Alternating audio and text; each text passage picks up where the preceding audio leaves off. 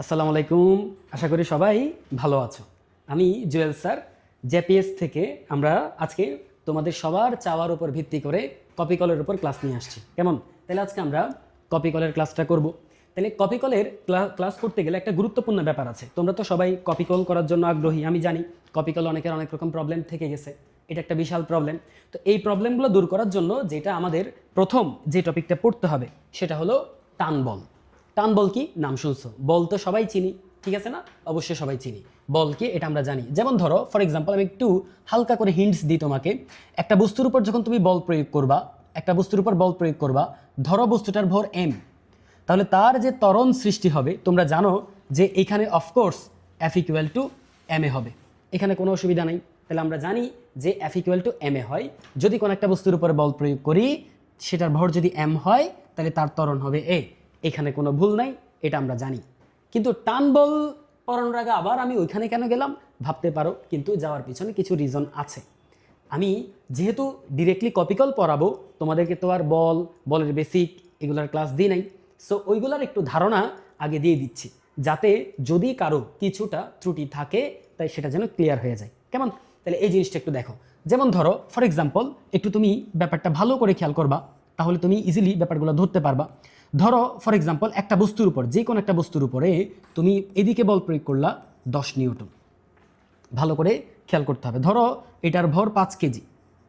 তাহলে এই বস্তুর উপরে যদি তুমি 10 নিউটন বল প্রয়োগ করো, বলো তো এটা ত্বরণ কত সৃষ্টি হবে? ত্বরণ যদি বের করতে হয় একদম ইজি। কিভাবে করব? A equal to sir F divided by M. এই যে এফ ইকুয়াল টু এম থেকে এ ইকুয়াল টু কি দাঁড়াচ্ছে? F divided by M. Easily পেরে যাচ্ছি। এফ এর জায়গায় কত বসাবো? 10। এম এর জায়গায় কত বসাবো? 5। এই যে আমরা মান পেয়ে গেলাম 2 এম এস ইনভার্স 2। এই যে কোনো একটা মুহূর্তে আমরা ইজিলি ত্বরণ বের করতে পারি। স্যার এগুলো আমরা অনেক ইজি, এগুলো আমরা পারি, আই নো ইউ জানো। কিন্তু এবার একটা ব্যাপারে চলে আসো, সেটা হলো যে কোনো একটা বস্তুর উপরে যখন তুমি এইদিকে প্রয়োগ করতেছো 10 নিউটন বল, বস্তুটার ভর হলো ফর এক্সাম্পল 2 কেজি। ভালো করে খেয়াল করতে হবে। অথবা আগের ভরটাই রাখি, আমরা একটা কাজ করি, আমরা আগের ভরটাই রাখি যাতে আমাদের সুবিধা হয়। ফর এক্সাম্পল যে এই বস্তুটার ভর ঠিকই আগের মতো 5 কেজি। ভালো করে খেয়াল করতে হবে। এইবার বস্তুটার এই দিকে একটা বল প্রয়োগ করা হচ্ছে 5 নিউটন। তাহলে এখন বল তো একটা নয়, দুইটা। এখন ত্বরণ কি 2 হবে? নো। এখন কি হবে? এই পয়েন্টটা গুরুত্বপূর্ণ। তোমরা সবাই জানো যখন একটা বস্তুর উপরে দুইটা বল প্রয়োগ হবে, ধরো একটা হলো F1 আর একটা হলো F2, তখন আমরা কি করব? তখন লব্ধি বল বের করব। তাহলে এই বলটা লব্ধি লাগবে। ভালো করে সবাইকে খেয়াল করতে হবে জিনিসটা। ধরি তাদের লব্ধি বল এফ। দেখি তোমরা একটু আমার মুখে মুখে বলার চেষ্টা করো। সেটা হচ্ছে, বলো এই 5 কেজি ভরের বস্তুকে তোমার ফ্রেন্ড টানতেছে হচ্ছে 10 নিউটন বলে, তুমি টানতেছো 5 নিউটন বলে, বস্তুটা কোন দিকে যাবে? 100% শিওর যে এই দিকে যাবে। শিওর স্যার এটা। কিন্তু এবার কি 10 নিউটন বল নিয়ে যাবে যেভাবে এখানে গেছিল? নো। কেন যাবে না? কারণ এইদিকে তুমি একটা বল প্রয়োগ করতেছো কয় নিউটন বলে? 5 নিউটন বলে। তাহলে তোমার 5 নিউটনটা এই 10 নিউটন থেকে মাইনাস হয়ে যাবে। মাইনাস হয়ে গেলে কি হবে? তোমার যে F1 যেটা দিচ্ছ সেটার থেকে F2টা বিয়োগ হয়ে যাবে। যদি বিয়োগ হয়ে যায় সেই ক্ষেত্রে 10 থেকে 5 গেলে আর থাকে 5 নিউটন। তাহলে তোমার বর্তমান ক্রিয়াশীল বা লব্ধি বল 5 নিউটন। তাহলে এখন যে তোমার ত্বরণটা সৃষ্টি হবে, এই ত্বরণটা কি 10-এর কারণে সৃষ্টি হচ্ছে? না। এই ত্বরণটা কার কারণে সৃষ্টি হবে? এই ত্বরণটা লব্ধি বলের কারণে সৃষ্টি হবে। তাহলে এখন আমার যে ত্বরণটা পাবো সেটা কত বলো? তাহলে আমরা যে ত্বরণটা পাবো সেটা হচ্ছে এন এ ইকুয়াল টু এই 5 নিউটন, অর্থাৎ এই এফটা। এটা গুরুত্বপূর্ণ একটা ব্যাপার। তাহলে এখান থেকে আমরা ত্বরণ বের করতে পারবো A equal to F by M. এটা গুরুত্বপূর্ণ একটা ব্যাপার। তাহলে এখন আমাকে বলো এখানে এফ এর মান কত? 5। এবং ভর কত? ভর হচ্ছে 5 কেজি। তাহলে সেই ক্ষেত্রে আমরা এটা পাচ্ছি 1 ms ইনভার্স 2। তাহলে যে ত্বরণটা আমরা পাইছিলাম 2, সেম বল প্রয়োগ করতেছি, বাট এখন ত্বরণ পাচ্ছি 1। তাহলে এই পয়েন্টটা গুরুত্বপূর্ণ। ত্বরণ চেঞ্জ হচ্ছে। কখন চেঞ্জ হচ্ছে? যখন বল একটা এদিকে আমরা প্রয়োগ করাচ্ছি, অর্থাৎ যখন একাধিক বল আসে তখন এই ব্যাপারটা ঘটে। তোমরা ঘর্ষণের ক্ষেত্রেও এই জিনিসটা পাইছো। যখন একটা বস্তুর উপরে তুমি বল প্রয়োগ করো আর পিছনে যখন তুমি তাকে ঘর্ষণ বল প্রয়োগ করো, তখন আমরা প্রযুক্ত বল থেকে ঘর্ষণ বল বিয়োগ করে লব্ধি বল বের করি, তারপর এম এ নির্ণয় করি, ত্বরণ নির্ণয় করি। এটা খুবই গুরুত্বপূর্ণ। এখন মেইন কথা সেটা নয়। স্যার আপনি পড়াচ্ছেন কপিকল, কিন্তু এই কথাগুলো নিয়ে কেন আলোচনা করছেন আমি তো বুঝতেছি না। কারণ কপিকল পড়তে হলে তোমাকে লব্ধি বল সম্পর্কে ধারণা লাগবে। এখন লব্ধি বল সম্পর্কে ধারণা আছে কিনা সেটা তো আমি জানি না।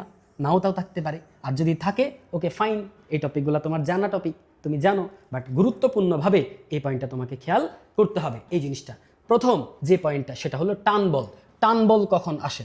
যখন যে কোনো একটা বস্তুর উপর যে কোনো একটা রশি বা দড়ি যে কোনো কিছুকে যখন তুমি দুই দিকে বল প্রয়োগ করবা, দুই দিকে বল প্রয়োগ করবা, ভালো করে খেয়াল করে দেখো।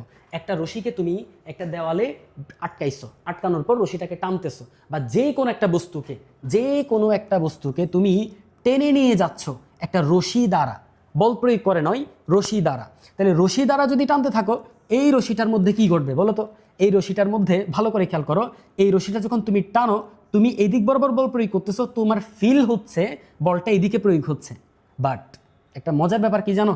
এই রশিটার এই দিক বরাবর বল প্রয়োগ হচ্ছে। তার মানে যখন কোন একটা রশিতে বল প্রয়োগ করো তুমি, দুই দিকেই বল প্রয়োগ হয়। স্যার কেন, কেমনে বুঝছি?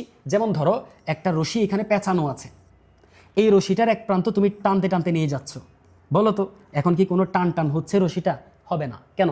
যতক্ষণ পর্যন্ত এই প্যাঁচটা খুলবে না, খুলে রশিটা টান টান না হবে, ততক্ষণ পর্যন্ত তুমি টান ফিল করতে পারবা না। টান ফিল করতে কখন পারবা? যখন তোমার রশিটা ওই দিকেও তোমাকে টানতে শুরু করবে। আশা করি ব্যাপারটা ক্লিয়ার হয়ে গেছো। যেমন ধরো একটা বস্তুকে, আমি বারবার করে বলতেছি, ধরো একটা বস্তুকে তুমি টেনে নিয়ে যাচ্ছ, তাহলে তুমি যখন একটা বস্তুকে টেনে নিয়ে যাচ্ছ, তখন তুমি টানতেছো, তখন সেও তোমাকে টানতেছে, তুমি একটা টান ফিল করবা। ব্যাপারটা এরকম টাইপের। একটা রশি নিয়ে ধরো তোমার একটা ফ্রেন্ডকে টেনে নিয়ে যাচ্ছ তুমি, তাহলে সেও তোমাকে টানতেছে, এরকম একটা ফিলিংস তোমার ভিতরে আসবে। এটা হলো টান বল। টান বল কি তাহলে? টান বল যে কোনো একটা রশি বা যে কোনো একটা বস্তুর মধ্যে, যে কোনো একটা এরকম লম্বা দৈর্ঘ্যওয়ালা যে কোনো একটা বস্তুর ভিতরে আমরা এই টান বলটা তৈরি করতে পারি। এটার একটা গুরুত্বপূর্ণ কনসেপ্ট হলো দুই দিকেই টান বলটা থাকে। টান বল শুধু একদিকে থাকে না, টান বল দুই দিকেই থাকে। টান বল দুই দিকেই থাকে, দুই দিকে টান বল থাকবে।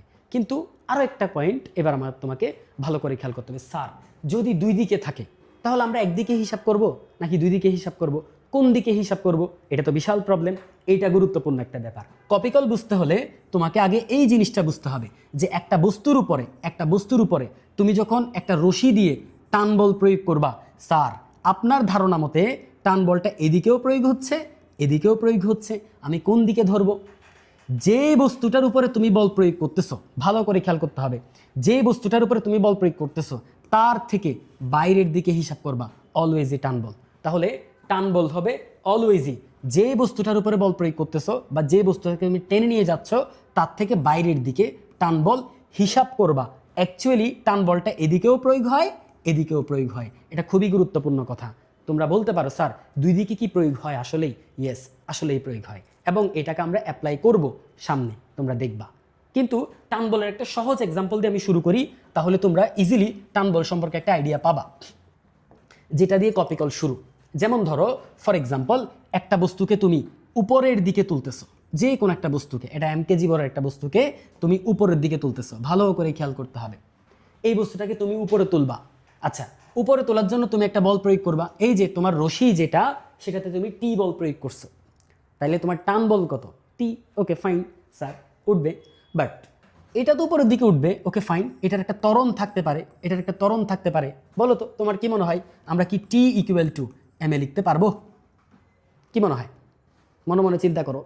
আই নো তোমরা হয়তো বা ভাবতেছো যেহেতু বল টি, তাহলে F equal to M A, so লিখতে পারার তো পসিবিলিটি আছে, কিন্তু পারবো না। কেন বলো তো?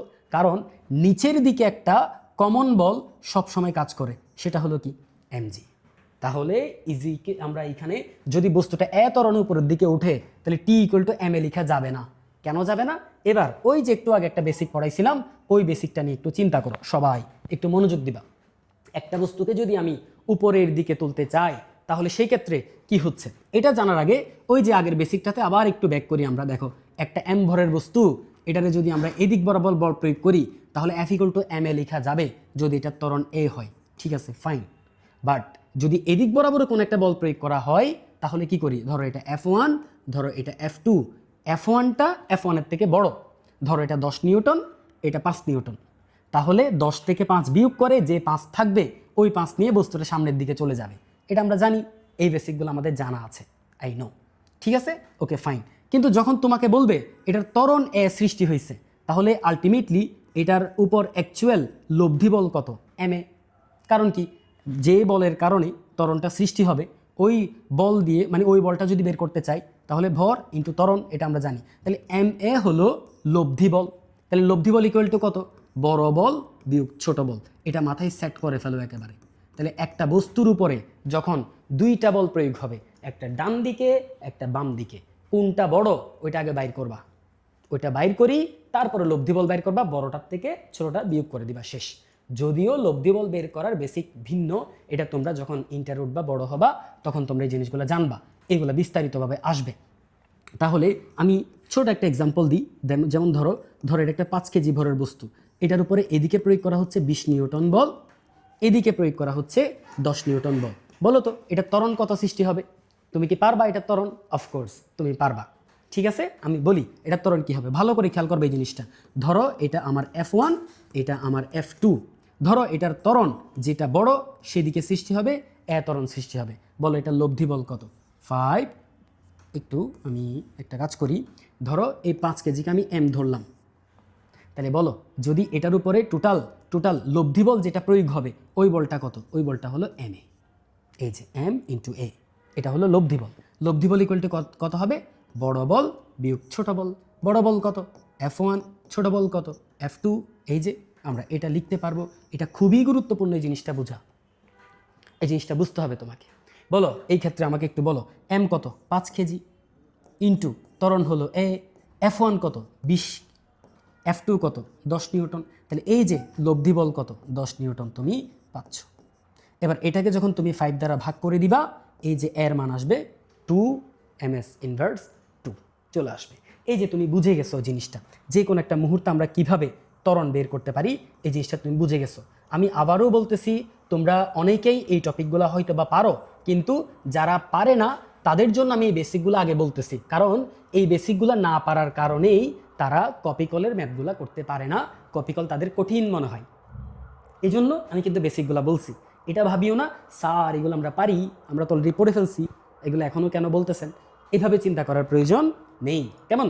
এবার আসো, একটা বস্তুকে তুমি উপরের দিকে তুলবা, তুমি বল প্রয়োগ করছো এই যে সামথিং কিছু একটা টি নিউটন, ধরো বল প্রয়োগ করছো টি নিউটন, ধরো টি এর মান ধরলাম 20 নিউটন।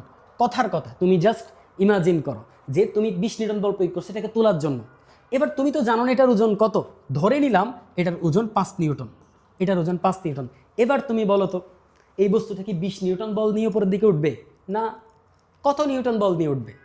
এটার উপরের দিকে দিচ্ছ 20 নিউটন, আর পৃথিবী তারে টানতেছে কয় নিউটন বলে? 5 নিউটন বলে। তাহলে উঠবে কয় নিউটন বলে?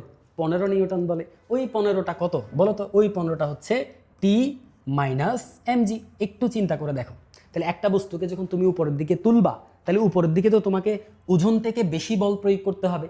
এটা তো যে কোনো বেসিক তুমি বলতে পারবা, এটা নিয়ে তুমি বলো তো। এবার যে কোনো একটা বস্তুর উপরে তুমি টি নিউটন বল প্রয়োগ করলা, নিচের দিকে তাকে টানা হচ্ছে এমজি বলে। তাহলে লব্ধি বল কত? লব্ধি বল হলো টি মাইনাস এমজি। আর এই টি মাইনাস এমজি যে বলটা, এই বলটাই ত্বরণটা সৃষ্টি করে। তার মানে আমি লিখতে পারি T minus MG equal to M A. এই যে একটা গুরুত্বপূর্ণ পয়েন্ট। একটা বস্তুকে যদি তুমি উপরের দিকে তুলো আর উপরের দিকে তোমার টান বল যদি টি হয়, ভালো করে খেয়াল করবা। অলরেডি একটা কথা কিন্তু তোমাদেরকে বলছি, টান বল দুই দিকে প্রয়োগ হয়, এদিকেও প্রয়োগ হয়, এদিকেও প্রয়োগ হয়। বাট যে বস্তুটাকে নিয়ে কাজ করবা, ওই বস্তু থেকে বাইরের দিকে টান বলটা হিসাব করবা অলওয়েজ। এটা মাথায় সেট করে রাখবা, টান বল অলওয়েজই যে বস্তুটা নিয়ে কাজ করব, ওই বস্তু থেকে বাইরের দিকে হিসাব করব। এটা মাথায় সেট করে ফেলবা, ঠিক আছে? Okay fine. এবার আমাকে একটা কথা বলো, T minus MG equal to M A.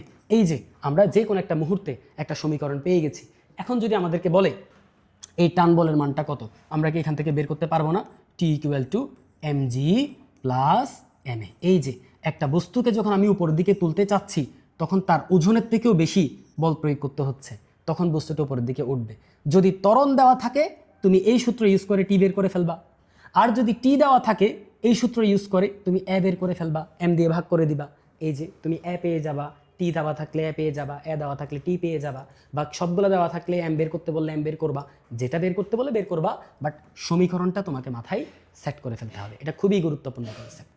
Of course তোমাকে জিনিসগুলা জানা থাকতে হবে। এবার সেম জিনিসটা তোমরা একটা কাজ করবা, আমি স্পেস দিলে, তোমরা যদি নোট করার থাকে আমি স্পেস দিলে একটু পজ দিয়ে নোট করে নিবা, ঠিক আছে? Okay fine. এবার আসো, একটা বস্তুকে যদি আমি নিচের দিকে নামাই তাহলে কি ঘটবে একটু দেখি, ঠিক আছে? বস্তুটা নিচের দিকে নামতেছে, তোমরা বলতে পারো স্যার নিচের দিকে নামলে এম জি জি ত্বরণে নামবে। না, জি ত্বরণে নামতেছে না, এবারের ঘটনাটা হচ্ছে কেমন আমি তোমাকে একটু বলি। ধরো তুমি তো মোটামুটিভাবে স্বাস্থ্যবান মনে হয়, হয়তো হতে পারো, নাও জানি না। ধরো ফর এক্সাম্পল একটা ভারী কোনো একটা বস্তা টাইপের কিছু একটা মানে তোমার মামা নিয়ে আসতেছে, তো তুমি বললা মামা এটা আমি নিতে পারবো, এটা আমাকে দাও। তুমি কি করলা, ওনার বস্তাটা হাতে নিয়ে নিলা, ঠিক আছে। তো বস্তাটা যখন হাতে নিবা দেখলা যে এটা মিনিমাম 30 কেজি, এটা তুমি জীবনে হাতে রাখতে পারবা না। তো বস্তা নিচের দিকে পড়তেছে, তুমি ধরে রাখার চেষ্টা করতেছো, তাহলে কি ঘটবে? বস্তাটা পড়বে নিচের দিকে, বাট অ্যাকচুয়ালি যেভাবে পড়তো সেভাবে পড়বে না। কেন? ওই যে তুমি টেনে ধরছো। তাহলে এখানে কি ঘটতেছে দেখো, যদি একটা এম ভরের বস্তু তুমি নর্মালি ছেড়ে দাও, সেটা কোন বল নিয়ে পড়বে? এমজি বল নিয়ে পড়বে। আর এমজি বল নিয়ে যখন পড়বে তখন তার ত্বরণ হবে কত? জি, যদি কোনো বাধা না থাকে। বাট এবারে তো তুমি তাকে টেনে ধরছো উপরের দিকে, এবারে তুমি টেনে ধরছো, বাট এখানে তোমার টিটা কিন্তু এমজির থেকে বড় না, ছোট। এই কারণে তো বস্তু কোন দিকে পড়তেছে? নিচের দিকে পড়তেছে। বড় বল বিয়োগ ছোট বল, তাহলে লব্ধি বল পাবা। বড় বলের দিকেই তো বস্তুটা যাবে। তাহলে এবারে ধরো এমজির মান 20 নিউটন, আর তুমি যে টানটা দিচ্ছ এটা হলো ধরো 5 নিউটন। তাহলে বস্তুটা নিচের দিকে পড়বে, বাট ওজনের কারণে পড়বে না। পড়বে কত বলে বলো তো? 20 থেকে তুমি 5 বিয়োগ করে দাও, তাহলে কত থাকে? 15। তাহলে বস্তুটা নিচের দিকে পড়বে 15 নিউটন বলে, এই 15 নিউটন বলে পড়বে। তাহলে ত্বরণ সৃষ্টি করবে কে? এই 15 নিউটনই ত্বরণ সৃষ্টি করবে। তাহলে এখানে যে ত্বরণটা সৃষ্টি হবে এটা নিচের দিকে, এই ত্বরণটা সৃষ্টি হবে কার কারণে? 15 এর কারণে। তাহলে 15 ইকুয়াল টু হবে এমএ। এই জিনিসটা বুঝছো আশা করি। বারবার করে একই জিনিস রিপিট করতেছি, যদি কারো প্রবলেম থাকে তাহলে এটা যেন ক্লিয়ার হয়ে যায়। আর এই টপিকগুলো কেন রিপিট করতেছি? কারণ এই টপিকগুলাই কপিকলের ভিত্তি। কপিকল বোঝার জন্য এই টপিকগুলাই যথেষ্ট। আশা করি তোমরা বুঝতে পারতেছো। ঠিক আছে, এবার একটা ব্যাপারে আসো। সেটা হলো যে একটা বস্তু নিচের দিকে পড়তেছে। এই যে বস্তুটা নিচের দিকে পড়তেছে, বলো তো বড় বল কোনটা? এমজি। ছোট বল কোনটা? টি।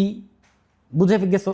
দুই দিকে দুইটা বল প্রয়োগ হচ্ছে, নিচের দিকে বড় বল, উপরের দিকে ছোট বল। তাহলে বড় বল থেকে ছোট বল বিয়োগ করব, তাহলে আমরা লব্ধি বল পাবো। এই যে লব্ধি বল। এবারে ঘটনাটা একটু উল্টে গেছে। তাহলে এবারে যদি তুমি টি বের করতে চাও, তাহলে টি ওই পাশে যাবে, এমজি মাইনাস এম এ হবে। এই যে এমজি মাইনাস এম এ হবে।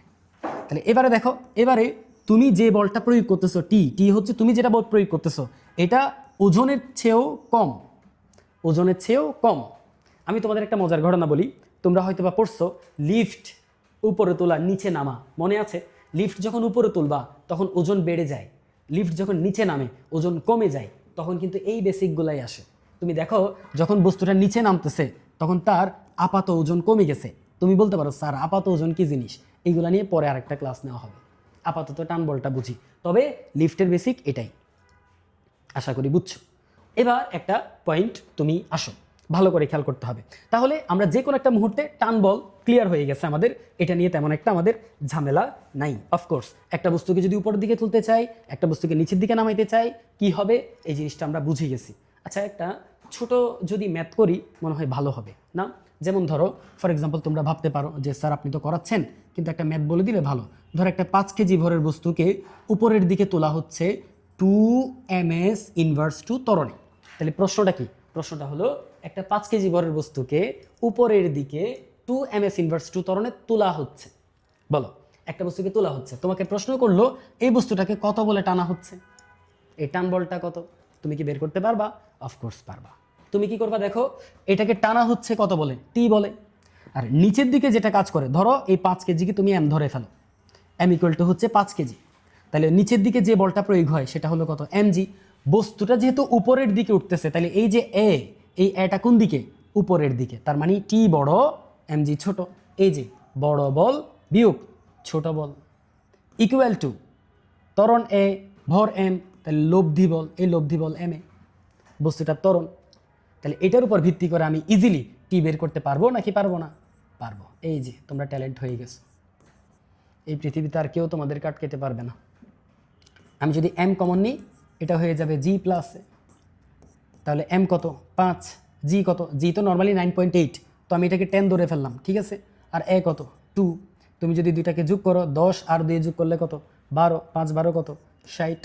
দেখো ক্যালকুলেশন একটু ভুলভাল হইতেও পারে, সো এইগুলো একটু ইগনোর করে ফেলবা, যেহেতু মাথা সবসময় ক্যালকুলেটর হিসেবে কাজ করে না, ঠিক আছে। এটা হলো একটা গুরুত্বপূর্ণ ব্যাপার।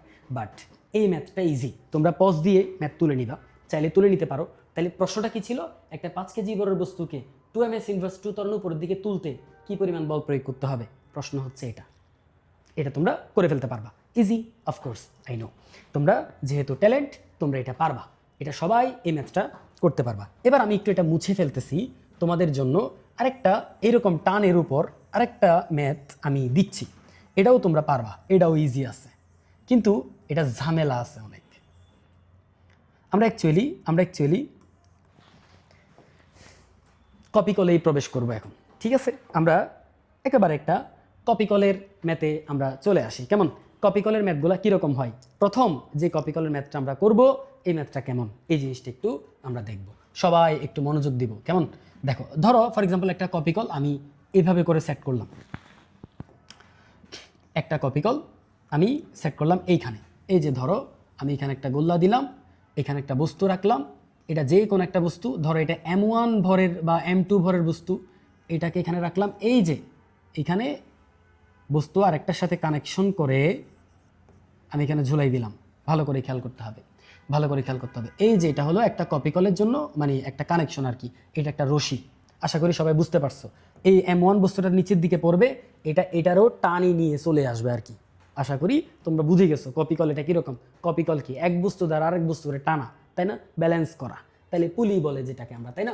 তো এই যে এই আমাদের যে ব্যাপারটা এখানে কি হচ্ছে, M1 ভারী, ধরো ফর এক্সাম্পল ভারী হইতে পারে নাও হইতে পারে, ইট ডাজন্ট ম্যাটার, বাট ধরে নিলাম M1 M2 এর থেকে বড়। ধরো এখানে কি ঘটবে বলো তো, তোমার বেসিক দিয়ে তুমি চিন্তা করে বলো এখানে কি ঘটবে। স্যার এখানে M1 M2কে টেনে নিয়ে চলে আসবে, ওকে ফাইন, টেনে নিয়ে চলে আসবে, বাট কি বের করতে বলে আমাদেরকে, স্যার ম্যাক্সিমাম টাইম আমাদেরকে বলে এই কপি কলের এই বস্তুগুলার ত্বরণটা কত বাইর করো, ভরটা দেওয়া থাকে আর কিছু দেওয়া থাকে না স্যার, কেমনে করব, শুধুমাত্র এটা 5 কেজি এটা 2 কেজি, এই দুইটা মান দেওয়া আছে, এরপর বলে কি বস্তুটা কত ত্বরণে পড়বে বাইর করো, কেমনে করব। তো এই জিনিসটাতে আমরা একটু যাব, সবাই একটু মনোযোগ দিব। প্রথমে আসো, এটা হলো প্রশ্ন, তোমাকে নির্ণয় করতে বলছে, নির্ণয় করতে বলছে, এটা হলো প্রশ্ন, বাট মেইন যে কনসেপ্টটাতে আমরা যাব সেটা কোনটা, সেটা হচ্ছে দেখো আমি দুইটাকে একটু আলাদা আলাদা করে তোমার কাছে বুঝাবো, সবাই একটু মনোযোগ দিবা। শুধুমাত্র M1 নিয়ে চিন্তা করো, M1 নিয়ে চিন্তা করো, এই যে M1 ভরের যে বস্তুটা, এটারে নিচের দিকে টানতেছে কে, mg, ওকে ফাইন, আর উপরের দিকে কি কেউ টানতেছে, কি মনে হয় তোমার? স্যার আমার ধারণা উপরের দিকে কেউ টানতেছে না, কেন? কারণ এই তো M2কে টেনে নিয়ে চলে আসতেছে, তাহলে ওরা আবার কে টানবে, ওই তো টেনে নিয়ে চলে আসতেছে, তো স্যার ও তো নিজ দায়িত্বে নিচের দিকে পড়ে যাচ্ছে, তাহলে তো ওর ত্বরণ জি হওয়ার কথা, কিন্তু ওর ত্বরণ তো জি না, ওর ত্বরণ তো আরও কম, কেন কম? কারণ ও যখন ওকে টেনে নিয়ে আসতে যাচ্ছে তখন ও পিছন দিকে একটা টান অনুভব করবে। আমি তোমাকে একটা এক্সাম্পল দিই, তাহলে তুমি বুঝতে পারবা। ধরো একটা তুমি নর্মালি হেঁটে যাচ্ছ, তাহলে তুমি নর্মালি হেঁটে যাচ্ছ এক ধরনের ফিলিংস, ধরো একটা বস্তু তুমি টেনে নিয়ে যাচ্ছ, তুমিই টেনে নিয়ে যাচ্ছ, কিন্তু এবার কি তুমি আগের মতো নর্মালি হেঁটে যাবা, নাকি তুমি পিছন দিকে একটা টান অনুভব করবা? অফকোর্স একটা টান অনুভব করবা, কারণ তুমি আরেকটা বস্তুকে টেনে নিয়ে যাচ্ছ, সেও তোমাকে টানতেছে, কারণ টান বল দুই দিকে কাজ করে, টান বল দুই দিকে কাজ করে, এটা গুরুত্বপূর্ণ। তাহলে বলো ফর এক্সাম্পল এটা তুমি, এই যে এটা তুমি, ওকে, তাহলে তুমি টানিয়ে নিয়ে যাচ্ছ একটা বস্তুকে, তাহলে তুমি যখন নর্মালি যাচ্ছিলা, নর্মালি হেঁটে যাচ্ছিলা এই বরাবর, তখন তুমি নর্মাল যে যাচ্ছিলা কোনো টান অনুভব করতেছো না, কিন্তু এবার যখন তুমি হেঁটে যাচ্ছ তখন তোমার মনে হচ্ছে পিছন দিকে কেউ একজন তোমাকে টেনে ধরছে। এখন বলতে পারো তো, বলো যে তুমিই তো টানতেছো, তো তোমাকে আবার কে টানতেছে? রশিতে টান দুই দিকেই প্রয়োগ হয়, এই জিনিসটা মাথায় সেট করে ফেলো। তাহলে বলো আমার যে রশিটা, এই রশিতে এদিক বরাবরও টান আছে, এদিক বরাবরও টান আছে, তার মানে আমার যে টানটা এটা এদিকেও প্রয়োগ হচ্ছে, এদিকেও প্রয়োগ হচ্ছে। এবার বলো টান কোনটা হিসাব করব, এটা গুরুত্বপূর্ণ, কোনটা হিসাব করব বলো, টান কোনটা হিসাব করব, একটু চিন্তা করো। তোমাদেরকে একটু আগে বলে দিছি যে বস্তুটাকে নিয়ে কাজ করব তার থেকে বাইরের দিকে, বলো আমরা কোন বস্তুটাকে নিয়ে কাজ করতেছি? M1, তাহলে M1 এর ভিতরের দিকে যে টান এটা নিয়ে আমরা কাজ করব না, এটা আমরা হিসাব করব না। আমরা যখন M1কে নিয়ে কাজ করব তখন M1 থেকে বাইরের দিকে যে টান বল, এই টান বলটা হিসাব করবে, এটা গুরুত্বপূর্ণ একটা ব্যাপার। তাহলে যে কোনো একটা বস্তুর উপর টান বল কোনটা হিসাব করব, যেটা বাইরের দিকে, আশা করি বুঝে গেছো, এটা গুরুত্বপূর্ণ, ঠিক আছে, ওকে ফাইন। এবার বলো M1 বস্তুটার জন্য এই দিক বরাবর হচ্ছে টি বল কাজ করতেছে, আর নিচের দিকে কাজ করতেছে mg পরিমাণ বল। এবার তুমি আমাকে বলো বস্তুটা যাচ্ছে কোন দিকে? স্যার নিচের দিকে যাচ্ছে, কত ত্বরণে যাচ্ছে? ত্বরণে যাচ্ছে। তোমরাই বলো M1 এর জন্য লব্ধি বল কত? লব্ধি বল হবে M1 যে কোনো বস্তুর উপর লব্ধি বল কি? তার ত্বরণ ইন্টু তার ভর, এটাই তার উপর টোটাল কার্যকর বল, নিট বল। তাহলে নিট বল ইকুয়াল টু কত হবে? এখানে তো দুইটা বল প্রয়োগ হচ্ছে, একটা বল নিচের দিকে আর একটা বল উপরের দিকে।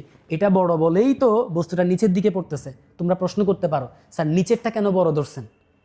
নিচেরটা বড় বলেই তো নিচের দিকে পড়তেছে, যেদিকে বড় সেদিকে যাবে, এটা গুরুত্বপূর্ণ ব্যাপার। তাহলে এবার তুমি আমাকে বলো, তাহলে এই ক্ষেত্রে আমার লব্ধি বল সমান কি হবে? এই যে দেখো, বড় বল বিয়োগ ছোট বল, এই যে দেখো বড় বল বিয়োগ ছোট বল, সিম্পল জিনিস। তাহলে এখন তুমি আমাকে বলো টি ইকুয়াল টু কত হবে? টি ইকুয়াল টু দাঁড়াবে এখান থেকে m1g মাইনাস m1a। খেয়াল করে দেখো তো, এই সূত্রটা একটু আগে তোমাদেরকে আমি পড়াইছি কিনা? অফকোর্স পড়াইছি, ওইটাই আমাদের কপি কলে ইউজ হচ্ছে।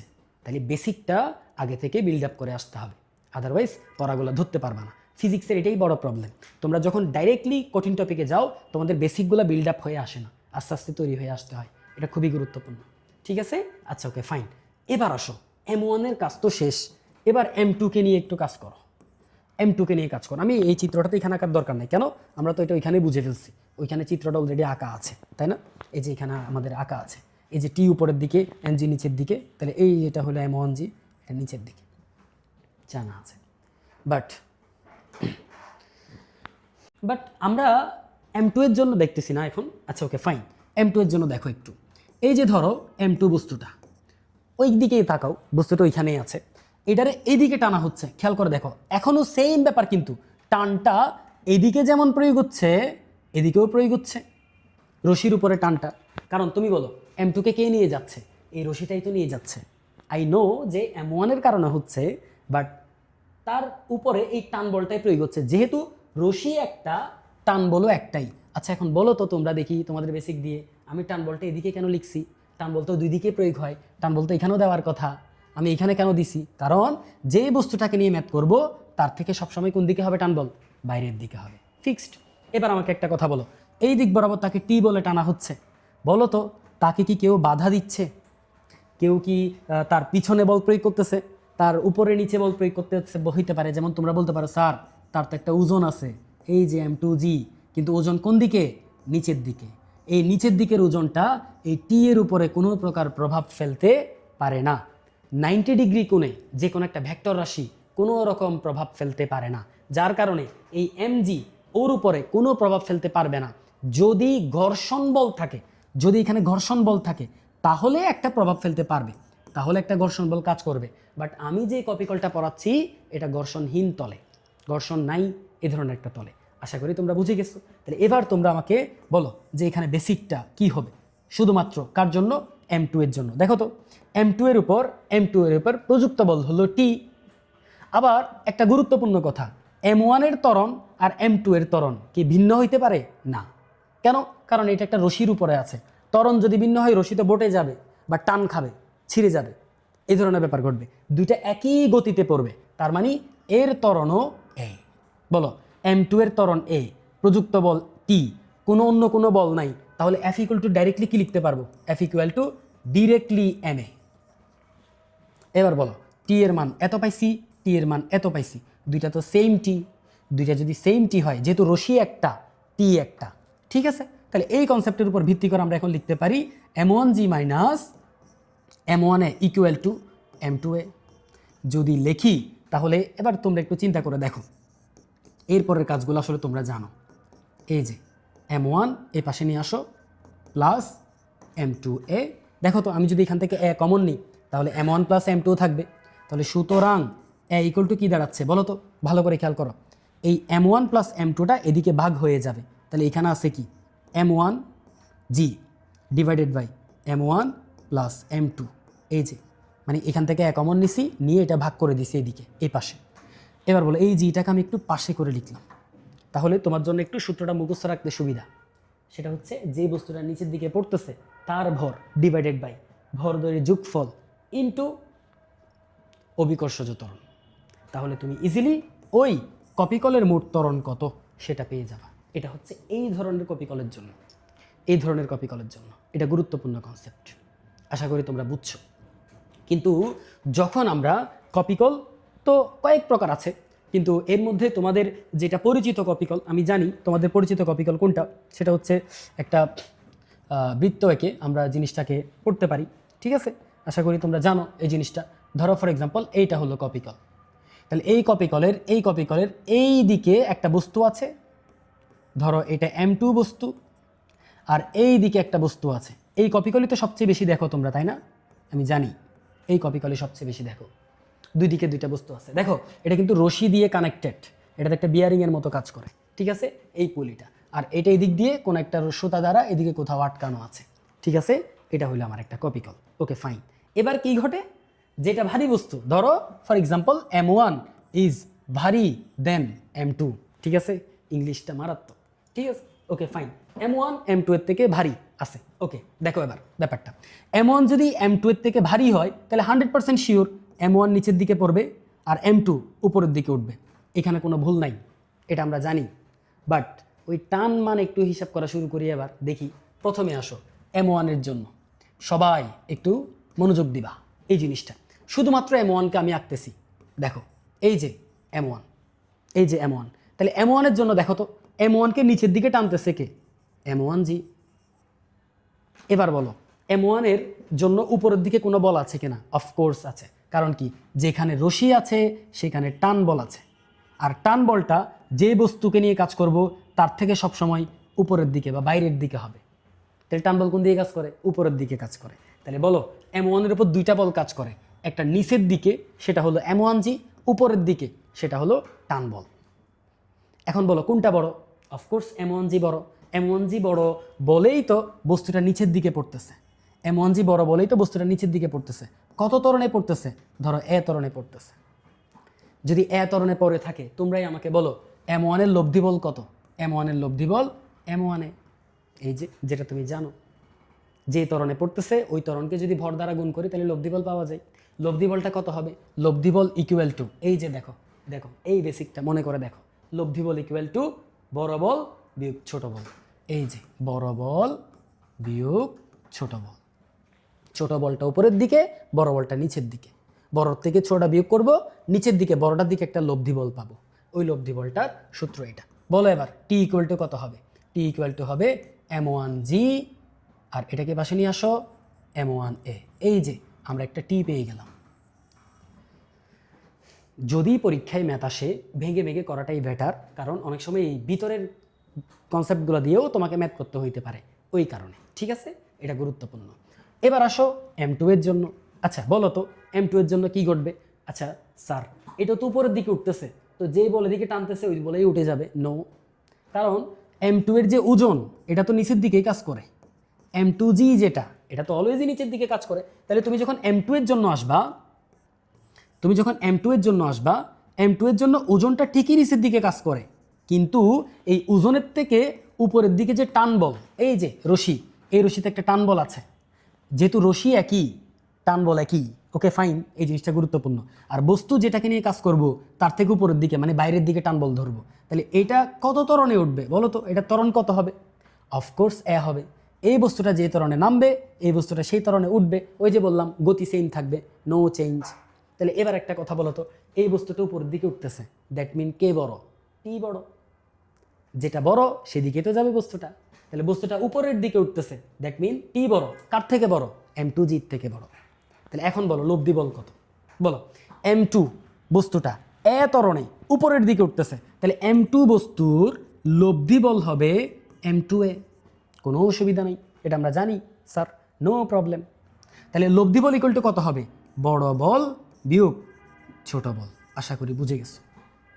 এই বড় বল বিয়োগ ছোট বল, বড় বল থেকে ছোট বল বিয়োগ করলে এটা লব্ধি বল পাই গেছি M2A।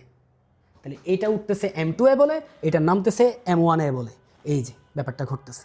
ওকে ফাইন, বাট দুইজনের মধ্যে আলাদা আলাদা করে ওই যে একটা বস্তুকে উপরের দিকে তুলতে কি ঘটে আর একটা বস্তুকে নিচের দিকে নামলে কি ঘটে, ওই বেসিকটা চলে আসছে। আমি কিন্তু এগুলো বেসিক আকারে শুরুতে তোমাকে পড়াইছি, আবার রিপিট হচ্ছে এই জিনিসটা। আশা করি বুঝছো। তাহলে এখান থেকে বলো তো আমার টি ইকুয়াল টু কত আসতেছে? টি ইকুয়াল টু আসতেছে যে M2G প্লাস M2A, এই জিনিসটা চলে আসতেছে। এটা হচ্ছে আমার টি এর মান।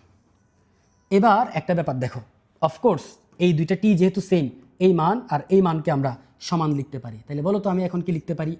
M1G minus M1A equal to M2G plus M2A। এই যে আমরা লিখতে পারি।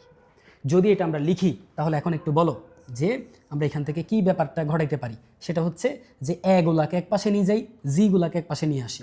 বলো তো এটা যদি ওই পাশে নিয়ে যাই তাহলে কি ঘটবে? এই যে M1G minus M2G equal to M2A, এটা এই পাশে চলে আসলে প্লাস M1A। এই যে ব্যাপারটা, কারো কোনো অসুবিধা থাকার কথা নয়। আমি একটা কাজ করি, এই দুইটা মুছে ফেলি, কারণ এই দুইটা হচ্ছে আমাদের অলরেডি লেখা হয়ে গেছে, কারণ ওইখানে আছে এই জিনিসটা, তাই না? তাহলে এটা আমাদের লেখার দরকার নেই। এবার একটা দেখো তোমরা, এই লাইনটা আমি এই পাশে লিখতেছি, কেমন? তাহলে এটা একটু বোঝার চেষ্টা করবা, ফোকাসটা একটু নড়তে পারে, খেয়াল রাখবা, নো প্রবলেম। লেখা তো বোঝা যাচ্ছে আশা করি, ঠিক আছে? আচ্ছা, এবার দেখো আমি একটা কাজ করতে পারি, এটাকে ডান পাশে লিখবো, এটাকে বাম পাশে লিখবো। বলো তো এখান থেকে এ কমন নিলে কি থাকে? আমি যদি এখান থেকে এ কমন নিই তাহলে থাকবে M1 প্লাস M2। আশা করি বুঝছো।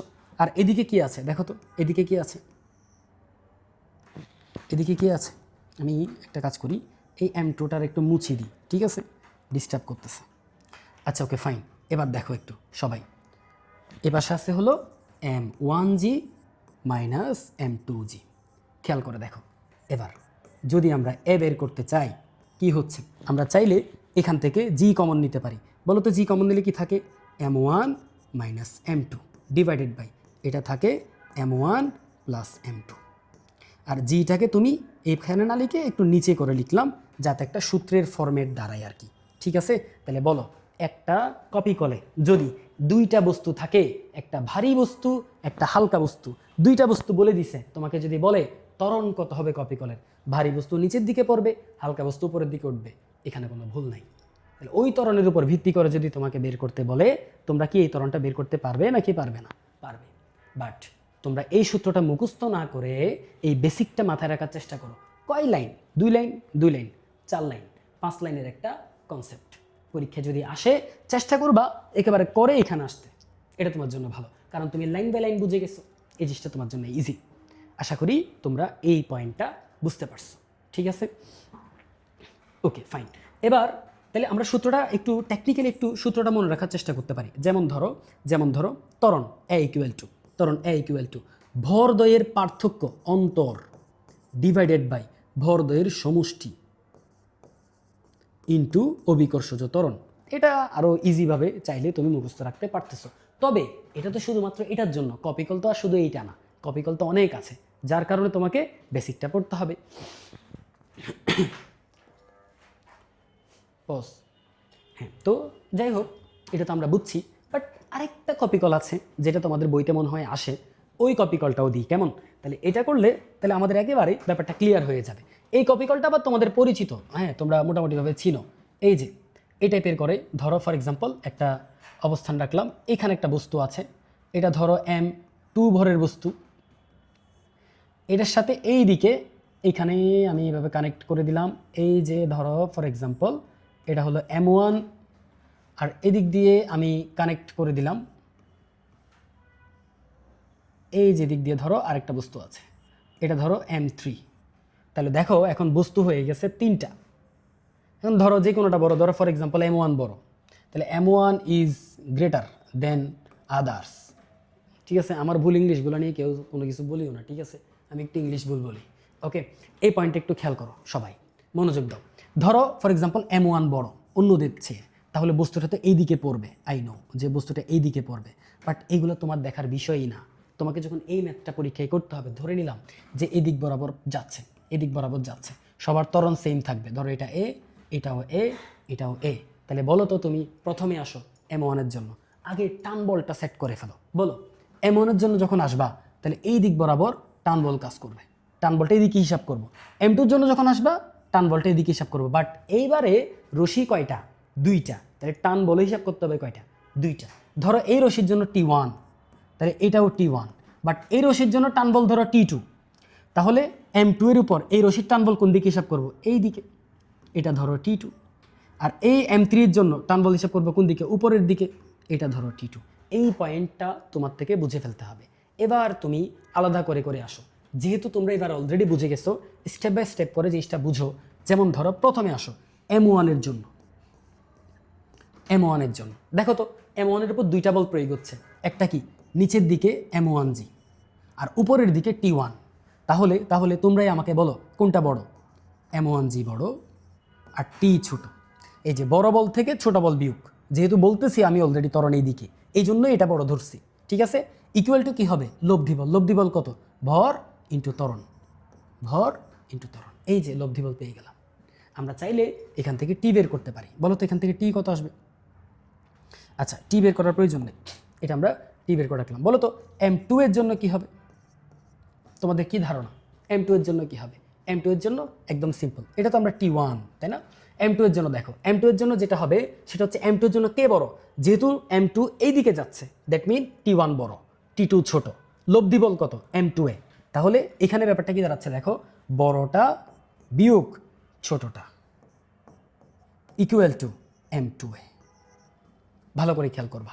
এবার আমাকে একটা কথা বলো যে M3 এর জন্য কি হবে, তোমাদের বেসিক দিয়েই বলো যে M3 এর জন্য ওজন কাজ করে নিচের দিকে, M3G, বাট T2 বড়, T2 বড় বলেই তো বস্তুটা উপরের দিকে উঠতেছে। লব্ধি বল কত, M3 এ। তাহলে এখন তোমরা বলো বড় বল, এই যে বড় বল বিয়োগ ছোট বল, এই যে M3G ইকুয়াল টু লব্ধি বল কত, M3A। লব্ধি বল কত, M3A। এই যে এই জিনিসটা পেলাম, আমরা 3টা সমীকরণ পেলাম। আমরা কি চাইলে হিসাব করতে পারি না এখানে কি ঘটবে? দেখি এবার একটু হিসাব করি। এই 3টা সমীকরণ আমরা যোগ করব। ধরো এটা 1 নং, এটা 2 নং, ধরো এটা 3 নং। খেয়াল করো, আমি যদি এই 3টা সমীকরণ যোগ করি কি হবে বলো তো? আমি যদি 1 + 2 + 3 করি তাহলে কি হবে? একটু তোমরা হালকা করে চিন্তা করে বলো, তাহলে তোমরা অটোমেটিক বুঝে যাবা। একদম ইজি। দেখো তুমি যখন যোগ করবা বাম পাশেরগুলো যোগ হবে, তাহলে দেখো তো এই T1 চলে যাবে, একটার আগে মাইনাস একটার আগে প্লাস, T2 চলে যাবে। তাহলে থাকবে কি বলো তো, M1G মাইনাস M3G। খেয়াল করে দেখো ইকুয়াল টু কি থাকতেছে, দেখো equal to M1A plus M2A plus M3A। তিনটা যদি যোগ করি, এ কমন নিয়ে ফেলি, তাহলে কি থাকবে বলো, M1 M2 M3 into A। Directly লেখা যাবে নাকি যাবে না? তাহলে সুতরাং A ইকুয়াল টু কত দাঁড়াচ্ছে, M1G মাইনাস M3G। চাইলে আমরা আরেকটা কাজ করতে পারি, যেহেতু আমরা সবাই ট্যালেন্ট হয়ে গেছি, তাহলে আমরা এটাকে একটু ভেঙে এভাবে লিখতে পারি, যেখান থেকে G কমন নিয়ে M1 minus M3 divided by সব এমগুলার যোগফল। খেয়াল করে দেখো, সব এমগুলার যোগফল ইন্টু এই জিটা। আবারও আগের মতো একটা সমীকরণ চলে আসে, কিন্তু এইগুলা কখনোই মুখস্থ করবা না, এগুলা করেই আসবা, এভাবে করে আসবা। তাহলে বলো তো এই কপি কলে আমার আলটিমেট বস্তুটার ত্বরণ কত হবে? এটা পারা যাবে নাকি যাবে না? তোমরা বলতে পারো স্যার একটা ম্যাথ করাবেন। আমি বলি ম্যাথ করানোর আর প্রয়োজন নাই। কেন বলো তো? কারণ তোমাকে এই যে দেখো, তোমাকে বলবে এখানে একটা 5 কেজি ভরের বস্তু আছে, 4 কেজি ভরের বস্তু আছে, 10 কেজি ভরের বস্তু আছে। এবার বলো এই কপি কলের ত্বরণ কত হবে? তুমি কিচ্ছু করবা না, তুমি জাস্ট এভাবে M1 M2 M3 T1 T2 ধরে এইভাবে করে জাস্ট এই লাইনে চলে আসবা। এবার তুমি বসাই দাও M1 এর মান, M3 এর মান, M1 M2 M3 এর মান বসাই দাও, জি এর মান তো মুখস্থ। তাহলে কি ম্যাথ করানোর প্রয়োজন আছে? নাই। কপি কল দিয়ে যদি ম্যাথ আসে এভাবে হবে। আর যদি ঘর্ষণ বল থাকে তাহলে কি হবে? এটা পরে আসবো। কেন? কারণ আমরা এখনো ঘর্ষণ বলটা পড়ি নাই। ঘর্ষণ বল নিয়ে শীঘ্রই একটা ক্লাস আসবে, এর পাশাপাশি গতিবিদ্যার উপরে ক্লাস আসবে। এবং তোমরা গুরুত্বপূর্ণ ব্যাপার, আশা করি তোমরা এই টপিকগুলো বুঝছো। তারপরও যদি কোনো কিছুতে প্রবলেম থাকে সেটা আমাকে অফকোর্স জানাই দিবা, গ্রুপে কিংবা কমেন্টসে, যে কোনোভাবে। ঠিক আছে? সবাই ভালো থেকো। আসসালামু আলাইকুম।